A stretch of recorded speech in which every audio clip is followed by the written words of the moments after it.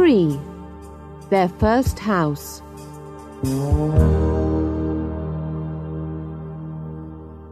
Rick was waiting when Marilyn arrived at the office.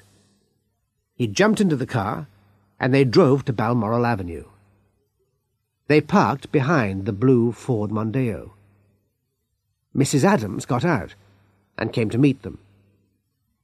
"You know, it's much nicer when the owners aren't at home," she said. "You can ask as many questions as you want." "Yes," said Rick. "And you don't have to agree when they tell you how nice the green and orange paint is."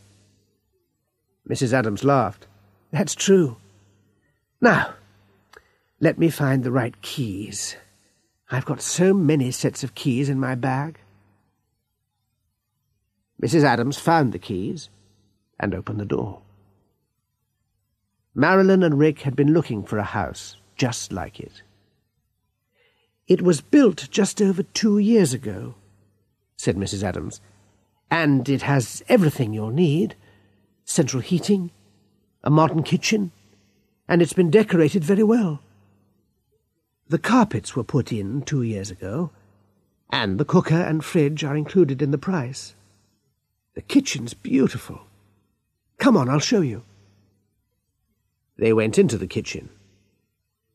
"Have you got any children?" said Mrs. Adams. Marilyn and Rick looked at each other. "No, not yet," said Marilyn. "Well, there's an excellent school just down the road, and you can see the garden from the kitchen window." Everything was easy. That evening Mrs. Adams took them to see Mr. and Mrs. Barclay, the owners of the house. They were very nice people. They were moving to a bigger house.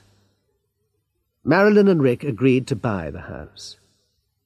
2 months later, it was theirs. They moved in during September. They spent a lot of time painting and decorating. The house didn't really need decorating, but they enjoyed doing it. They had been living in rented flats for years, and this was their first house. The weekends were wonderful. They painted, cleaned, decorated, and worked in the garden. By Christmas, the house really seemed like home.